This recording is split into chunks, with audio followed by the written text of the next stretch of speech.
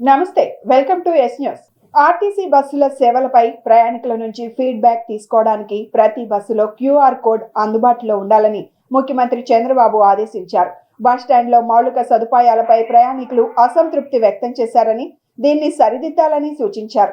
ప్రతి ప్రభుత్వ శాఖలో పనితీరుపై పర్సెప్షన్ ట్రాకింగ్ చేస్తున్నామని, ప్రజలు నేరుగా వస్తున్న ఈ ఫీడ్బ్యాక్ ను ప్రాతిపదికగా తీసుకుని పనితీరు మెరుగుపరుచుకోవాలని సీఎం చంద్రబాబు సూచించారు. ఉండవల్లిలోని తన నివాసంలో దీపం పథకం, రేషన్ బియ్యం పంపిణీ, ఆర్టీసీ సర్వీసులు, చెత్త నుంచి కంపోస్ట్ తయారీ వంటి కార్యక్రమాలపై ప్రజా స్పందనపై సీఎం చంద్రబాబు నాయుడు సమీక్ష నిర్వహించారు. ప్రతి శాఖ గాడిన పడాలని, ప్రజలకు అందించే సేవల్లో స్పష్టమైన మార్పు కనిపించాలన్నారు. ఆర్టీసీ బస్సుల సేవలపై ప్రయాణికుల నుంచి ఫీడ్బ్యాక్ తీసుకోవడానికి ప్రతి బస్సులో క్యూఆర్ కోడ్ అందుబాటులో ఆర్టీసీ అధికారులకు సూచించారు. ప్రజల నుంచి వస్తున్న ఫీడ్బ్యాక్పై కేవలం చర్చించడమే కాదు, పొరపాట్లు, తప్పులు జరిగిన చోట సరిదిద్దాలన్నారు. ప్రతి ప్రభుత్వ శాఖలో పనితీరుపై పర్సెప్షన్ ట్రాకింగ్ చేస్తున్నామని, ప్రజలు నేరుగా వస్తున్న ఈ ఫీడ్బ్యాక్ను ప్రాతిపదికగా తీసుకుని పనితీరు మెరుగుపరుచుకోవాలని సీఎం చంద్రబాబు సూచించారు. అవినీతి నిర్లక్ష్యానికి పాల్పడిన చోట చర్యలు తీసుకోవాలన్నారు. ప్రతి వారం సమీక్ష నిర్వహిస్తానని స్పష్టంగా చెప్పారు. ఆయా పథకాలు, కార్యక్రమాల అమలు విషయంలో జిల్లా వారీగా కూడా ర్యాంకులు ఇస్తామన్నారు. వెనుకబడి ఉన్న జిల్లా కలెక్టర్లు దీనికి అనుగుణంగా పనిచేయాలని సీఎం చంద్రబాబు సూచించారు. వల్లభనేని వంశీ అరెస్టు రాష్ట్రంలో దిగజారిపోయిన లా అండ్ ఆర్డర్ కు అద్దం పడుతోందని వైఎస్ఆర్సీపీ అధినేత, మాజీ ముఖ్యమంత్రి వైఎస్ జగన్మోహన్ రెడ్డి అన్నారు. ఇదంతా వంశీపై కక్షతో చంద్రబాబు చేస్తున్న కుట్ర అని మండిపడ్డారు ఆయన. మంగళవారం విజయవాడ సబ్ జైల్లో వల్లభనేని వంశీతో ములాఖాత్ అనంతరం ఆయన మీడియాతో మాట్లాడారు. పోలీసులు పెట్టిన కేసు ఏంటి? టీడీపీ ఫిర్యాదులో ఎక్కడా వల్లభనేని వంశీ పేరు లేదు. వంశీ ఎలాంటి తప్పు చేయలేదని టీడీపీ ఆఫీస్లో పనిచేసే సత్యవర్ధన్ చెప్పారు. పట్టాభి, ఆయన అనుచరులు కలిసి ఓ ఎస్సీ నేతపై దాడి చేశారు. అయినా వంశీపై తప్పుడు కేసులు పెట్టారు. పట్టాభి రెచ్చగొట్టడం వల్లే గన్నవరం టీడీపీ ఆఫీస్పై దాడి జరిగింది. వంశీని రెచ్చగొట్టేలా పట్టాభి నీచంగా మాట్లాడారు. పట్టాభిని చంద్రబాబే పంపించి గన్నవరంలో దాడి చేయించారు. మంగళగిరికి సత్యవర్ధన్ను పిలిపించుకొని మరో ఫిర్యాదు చేయించారు. ఆ కేసులోనూ ఎక్కడా వంశీ పేరు లేదు. టీడీపీ ప్రభుత్వం రాగానే వంశీని టార్గెట్ చేశారు. కేసు మళ్లీ రీఓపెన్ చేశారు. సత్యవర్ధన్ నుంచి మరోసారి స్టేట్మెంట్ తీసుకున్నారు.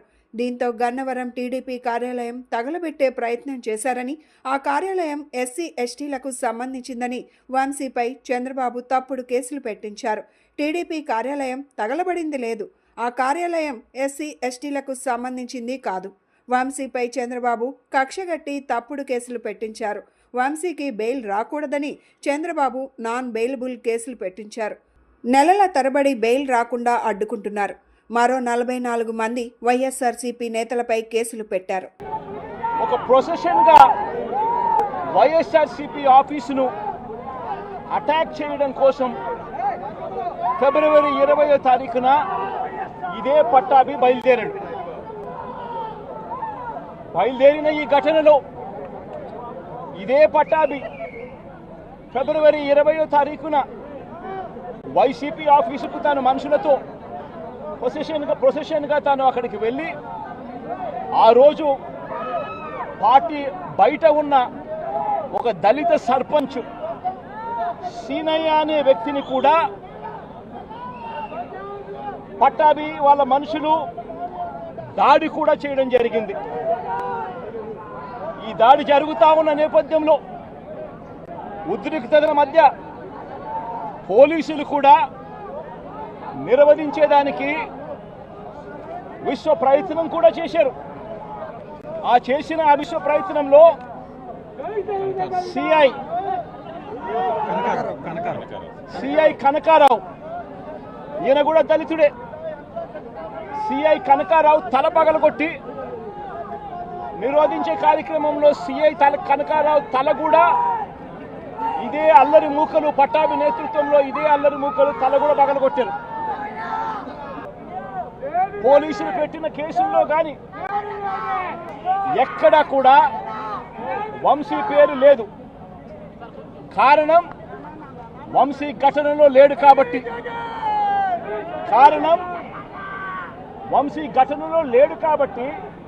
ఘటనా స్థలంలో తాను లేడు కాబట్టి వంశీ పేరు ఎక్కడ ఎవరు కూడా చెప్పలేదు.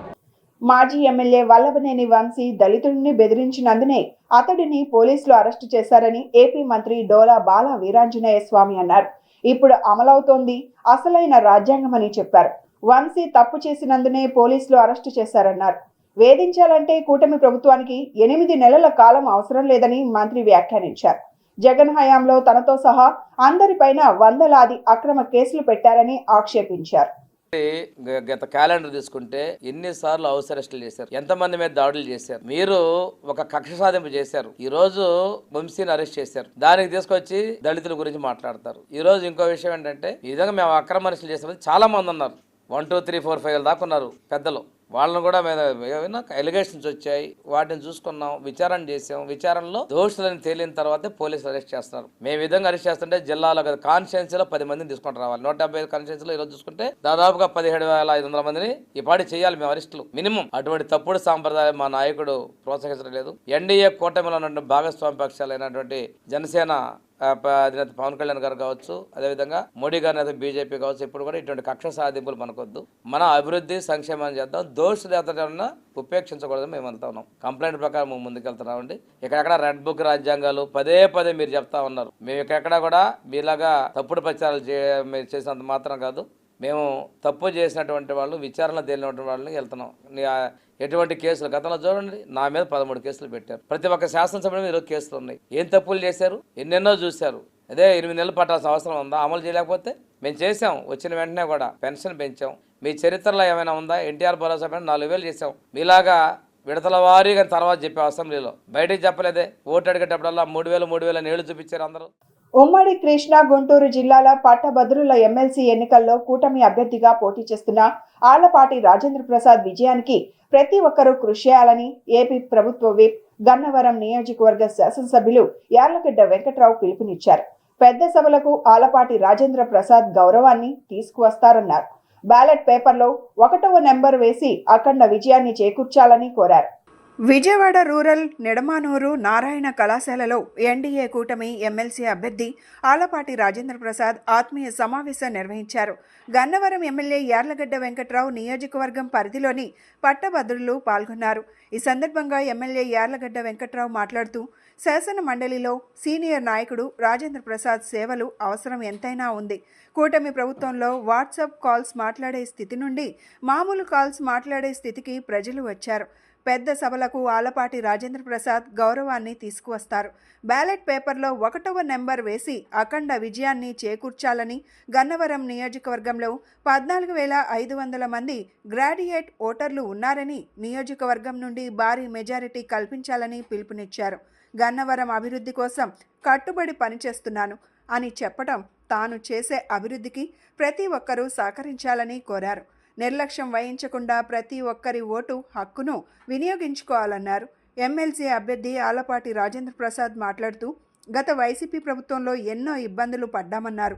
విజనరీ ఉన్న లీడర్ నారా చంద్రబాబు నాయుడు అన్నారు. జగన్ ప్రభుత్వం అన్ని వ్యవస్థలను నిర్వీర్యం చేసిందన్నారు.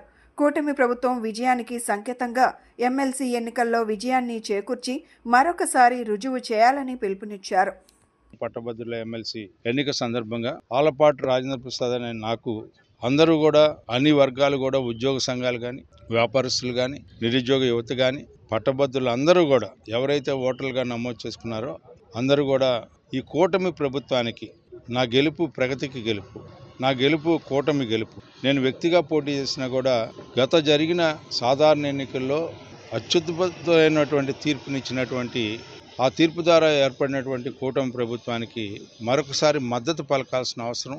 ఆ పలికే విధానంలో కూడా ఈ రోజున మంచి ప్రభుత్వానికి అస్తవ్యస్తమైపోయినటువంటి అన్ని రంగాల్ని కూడా తిరిగి పునర్వైభవం చేస్తున్నటువంటి కూటమి నాయకత్వానికి గౌరవిస్తూ, మద్దతు ఇస్తూ, ఆశీస్సులు ఇస్తూ ఈ ఎన్నికలో విజయం సాధించేలాగా పనిచేయమని చెప్పి పెద్దలు స్థానిక శాసనసభ్యులు వెంకట్రావు గారు చేస్తున్నటువంటి ప్రచార నిమిత్తంలో ఈరోజు నారాయణ కాలేజీకి రావడం జరిగింది. ఇక్కడున్న సోదరి మనందరినీ కూడా ఎవరైతే ఉపాధ్యాయుని వృత్తిలో కొనసాగుతున్నారో వారికి ఒక గురుతర బాధ్యత ఉంది. కాబట్టి వారు సమాజాన్ని తయారు చేసి ఒక కార్ఖానాగా వారు ఉన్నారు. కాబట్టి వారికి మరింత బాధ్యత ఉంది అని చెప్పే దాంట్లో మరి పెద్దలు వెంకట్రావు గారు, ఇంకా అనేక మంది పెద్దలు, బేగ్ గారు, వీళ్ళందరూ కూడా, నాని గారు, నర్సయ్య గారు, ఫణి గారు, వీళ్ళందరి యొక్క నేతృత్వంలో, హరి గారు, వీళ్ళందరి యొక్క నేతృత్వంలో ఈ కార్యక్రమంలో పాల్గొనడం జరిగింది.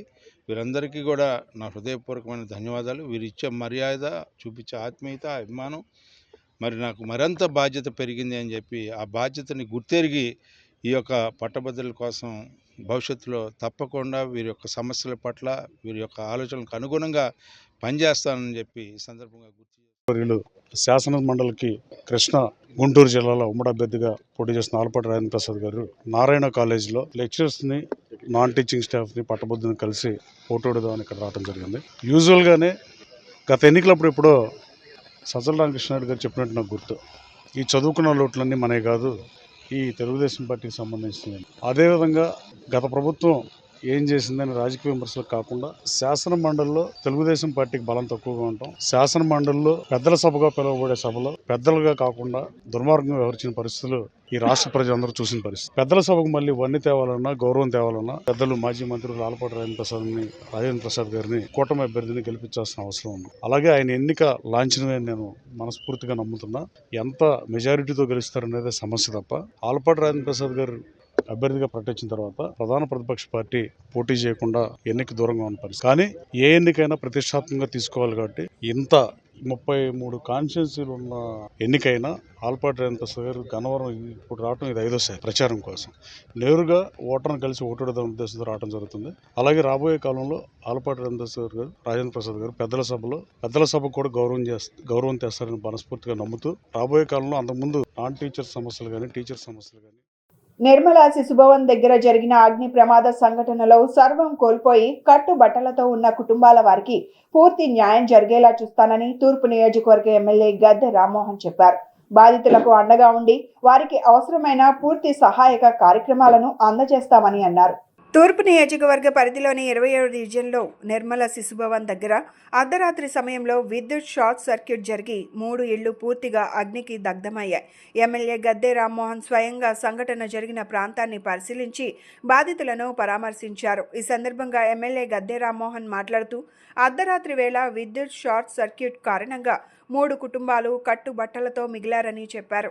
ఈ కుటుంబాలకు జరిగిన నష్టాన్ని ప్రభుత్వ పరంగా అందచేయడమే కాకుండా వ్యక్తిగతంగా కూడా సాయం చేస్తానన్నారు. అగ్ని ప్రమాదం వల్ల జరిగిన విషయాన్ని ముఖ్యమంత్రి నారా చంద్రబాబు నాయుడు దృష్టికి తీసుకువెళ్లి ప్రభుత్వం నుంచి వారికి పూర్తి స్థాయిలో న్యాయం జరిగేలా చూస్తానని చెప్పారు. ఇళ్ల నిర్మాణం చేసుకుంటామంటే ప్రభుత్వం నుంచి 5 లక్షలు అందజేస్తారని, మిగిలిన వ్యయాన్ని ఆయా కుటుంబాల వారు భరించాల్సి ఉంటుందన్నారు. అప్పటి వరకు ఈ కుటుంబాల వారు నివాసం ఉండటానికి తాత్కాలికంగా ఒక రేకుల షెడ్డు నిర్మాణాన్ని తన సొంత నిధులతో చేయిస్తానని ఎమ్మెల్యే గద్దె రామ్మోహన్ చెప్పారు. ఇటువంటి కష్ట సమయంలో వీరికి అందరూ అండగా ఉండాలన్నారు.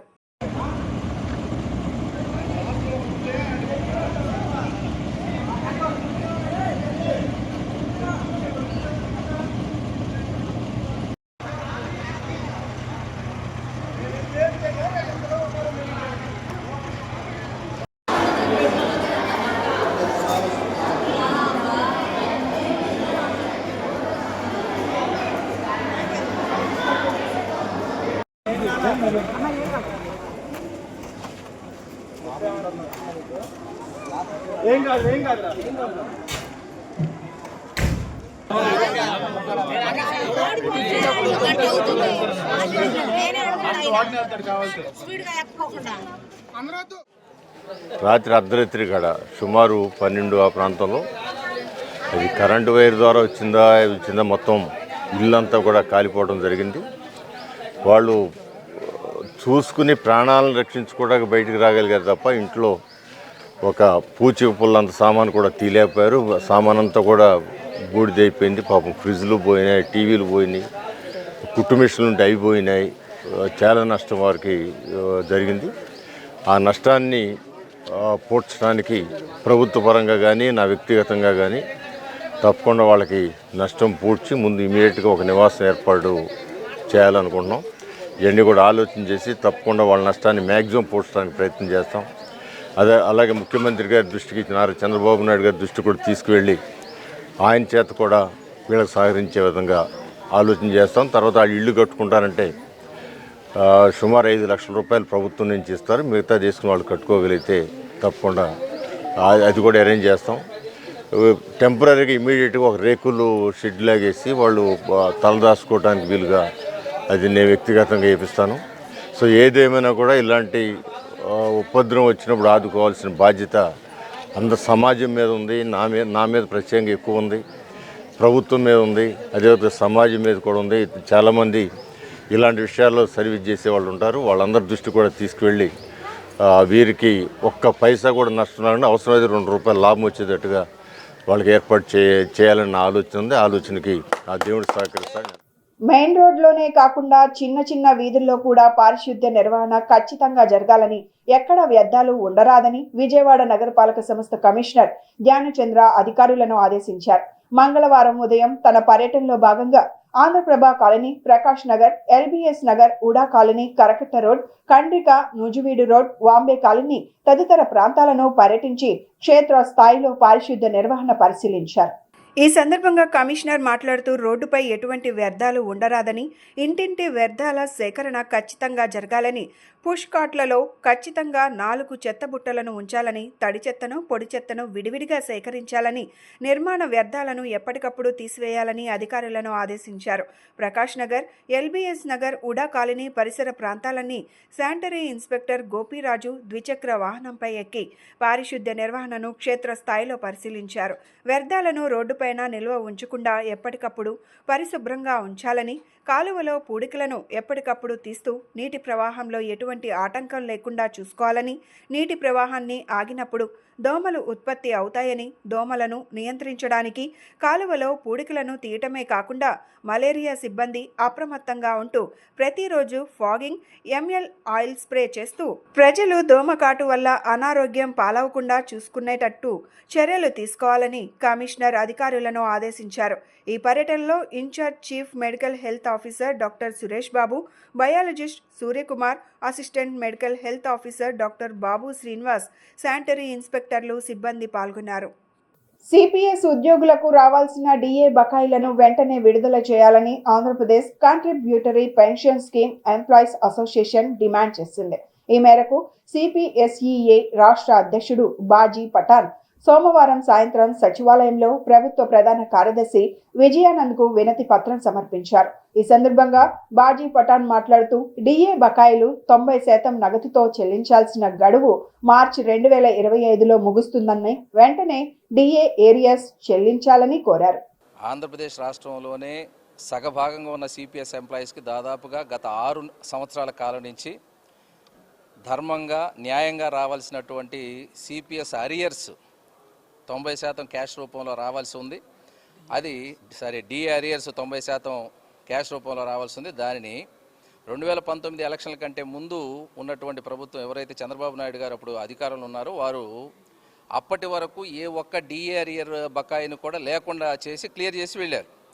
2019లో మరి ఎలక్షన్లు వచ్చిన తర్వాత వచ్చినటువంటి కొత్త ప్రభుత్వము ఆ రోజు నుంచి ఈ రోజు వరకు అంటే దాదాపుగా 6 సంవత్సరాల కాలం నుంచి 2019 నుండి మాకు రావాల్సిన ఒక్కొక్క ఉద్యోగికి రావాల్సిన కొన్ని లక్షల రూపాయల DA 90% బకాయిలను ఈ రోజు వరకు ఇవ్వకుండా ఇది పెద్ద మోసంగా మరి మేము ఉద్యోగ లోకం భావించవలసి వస్తుంది.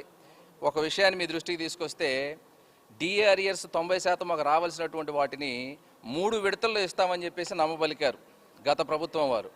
3 విడతల్లో DA అరియర్స్ ఇవ్వడం అనేటటువంటిది ఈ రాష్ట్ర చరిత్రలో, దేశ చరిత్రలో ఇప్పటివరకు లేనటువంటి అంశం. అయినప్పటికీ 2019వ సంవత్సరంలో వారు ఇచ్చినటువంటి జీవోల ప్రకారంగానే ఆ DA ఇవ్వడం కోసం ట్రెజరీ వెబ్సైట్లో ఒక టైల్స్ని జనరేట్ చేశారు.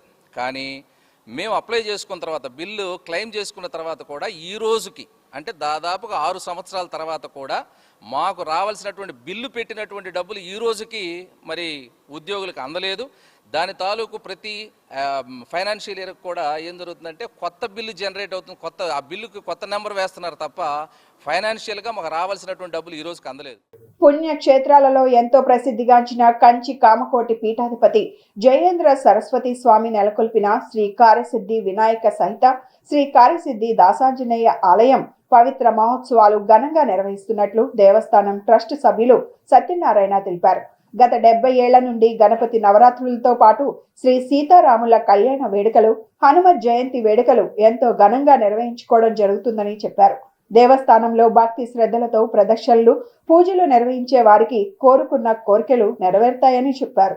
సెంట్రల్ నియోజకవర్గంలోని అయోధ్యనగర్ శ్రీ కార్యసిద్ధి వినాయక సహిత శ్రీ కార్యసిద్ధి దాసాంజనేయ స్వామివారి దేవాలయంలో అంగరంగ వైభవంగా పవిత్ర మహోత్సవాలు ప్రారంభమయ్యాయి. దాసాంజనేయ స్వామి దేవస్థానంలో ప్రత్యేక పూజల అనంతరం శ్రీ శ్రీ సత్యదానంద భారతీ స్వామి భువనేశ్వర్ పీఠం శిలా ఫలకాన్ని గణపాటి బ్రహ్మశ్రీ చెర్లపల్లి వెంకట సుబ్రహ్మణ్య శర్మ చేతుల మీదుగా లాంఛనంగా ప్రారంభించారు. ఈ సందర్భంగా గణపాటి సుబ్రహ్మణ్య శర్మని దేవస్థానం కమిటీ నిర్వాహకులు ఘనంగా సత్కరించారు. దేవాలయంలో వేద స్వస్తి ఘనంగా నిర్వహించారు. ఈ సందర్భంగా శ్రీ కార్యసిద్ధి దాసాంజనేయ స్వామి దేవస్థానం ట్రస్ట్ సభ్యులు సత్యనారాయణ, సావిత్రి కుమారి, విశ్వనాథం మాట్లాడుతూ 1938 సంవత్సరంలో కొలువుతీరిన శ్రీ కార్యసిద్ధి దాసాంజనేయ స్వామి దేవస్థానంలో నాటి నుంచి నేటి వరకు స్వామివారికి విశేష పూజా కార్యక్రమాలను నిర్వహించడం జరుగుతుందని చెప్పారు. శిలాఫలక ఆవిష్కరణ సందర్భంగా దేవస్థానంలో ప్రత్యేక పూజా కార్యక్రమాలు నిర్వహించి భక్తులకు తీర్థ ప్రసాదాలను అందించడం జరిగిందని చెప్పారు. ఎంతో ప్రసిద్ధిగాంచిన దేవాలయంలో భక్తి శ్రద్ధలతో పూజలు నిర్వహిస్తే కోరిన కోరికలు నెరవేరుతాయని దేవాలయం కమిటీ సభ్యులు పేర్కొన్నారు. నగరంలో 1938వ సంవత్సరంలో ఈ స్థలంలో సిమెంట్ ఫ్యాక్టరీ స్థాపించబడి నిరాఘాటంగా కొన్ని సంవత్సరాలు జరిగింది. అప్పటికే మనకు ఇక్కడ దాసాంజనేయ స్వామివారు ఆ గేటు దగ్గర ఉండేవారు. వారిని అక్కడ ప్రతిష్ఠించేప్పుడు ఈ ఫ్యాక్టరీలోకి వచ్చేటువంటి ప్రతి ఒక్క ఉద్యోగి వారికి నమస్కృతులు సమర్పించుకొని ఇక్కడికి వచ్చి నిర్విఘ్నంగా వారి కార్యక్రమాలు చేసుకోవడం జరుగుతుండింది. ఆ తర్వాత కాలక్రమేణా ఇది కన్వర్షన్ అయ్యి ఇది ఒక హౌస్ ప్లాట్స్ కింద వచ్చిన తర్వాత శుభ్రంగా ఇది ఒక లోటస్ ల్యాండ్ మార్క్ అని ఒక ప్రెస్టీజియస్ హౌస్ సైట్స్ కింద కన్వర్ట్ చేసి సెక్టార్స్ 1 to 5 నిర్మించి అందరికీ మంచి వసతిని చేకూర్చారు. ఈ పాలకవర్గం వారికి మాకు ఒక శుభసూచకము. దీంట్లో అదే విగ్రహాలను తీసుకొని వచ్చి మేము ఇక్కడ 2019 సంవత్సరంలో పునఃప్రతిష్ఠ చేసి ఈ దేవాలయాన్ని అందరి యొక్క సహకారంతో చాలా గొప్పగా నిర్మించుకొని ఆ రోజు నుంచి వేదం నిర్దేశించినటువంటి పద్ధతిలోనే ఈ దేవాలయంలో పూజాది కార్యక్రమాలు ప్రతిరోజు స్వామివార్లకు నిత్య నైవేద్యం ధూపదీప నైవేద్యాలు జరుగుతూ ఉన్నాయి. భక్తులందరికీ ఎలాంటి అనుభవాలు కలిగాయో అవన్నీ శ్రీ కార్యసిద్ధి హనుమాన్ చెప్పి ఈవిడ సావిత్రి కుమార్ అని ఆవిడ ట్రెజరరు ఈ ట్రస్ట్ బోర్డుకి ఆవిడ రాశారు. మహిమలు చాలామంది భక్తులకి చాలా విశేషంగా మహిమలు జరిగాయి. అందుకని అందరూ ప్రదక్షిణాలు చేయడం కానీ, ప్రదక్షిణాలు చేస్తే ప్రదక్షిణ ప్రియుడు ఈయన ఆంజనేయ స్వామి అంటే ప్రదక్షిణాలు చేస్తే ఆయన సంతోషిస్తాడు. అలాంటి ఆంజనేయ స్వామి అందరికీ భక్తులకి కొంగు బంగారంగా కొలువై ఉన్నాడు. ఇక్కడ 5 సెక్టర్ల వాళ్ళకి సంబంధించిన దేవాలయం అండి ఇది మేమందరం 2010లో ఇక్కడికి వచ్చేటప్పటికే అది ఇక్కడ షేకు షెడ్లో పెట్టబడి ఉంది. అందరం కలిసి దాన్ని జీర్ణోద్ధరణ చేయాలని సత్సంకల్పంతో దానికి ధూపదీప నైవేద్యాలు జరగట్లేదని చాలా బాధపడ్డాము. దాని విధంగా దాన్ని తర్వాత అలాగే 8 సంవత్సరాలు రేకు షెడ్లో నడపడం జరిగింది గుడిని అందరి సహకారంతో. తర్వాత 6 సంవత్సరాల క్రితం ఈ దేవాలయాన్ని పునరుద్ధరించుకుందాము, పునఃప్రతిష్ఠ చేసుకున్న విగ్రహాలను కూడా. 100 సంవత్సరాల క్రితం ఆంజనేయ స్వామి విగ్రహం అది.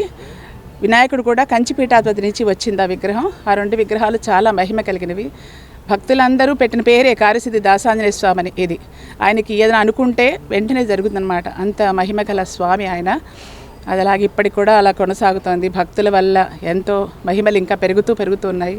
ఇప్పుడు గుడి కట్టినప్పుడు ఆ ప్రతిష్ట ఇది జరగలేదని ఇప్పుడు మేము పెట్టుకుని మా గణపాటి గారి ద్వారా ఇది ప్రతిష్ఠ చేసుకోవడం జరుగుతుంది. ఇవి ఈనాటి bulletin updates. Keep watching yes news.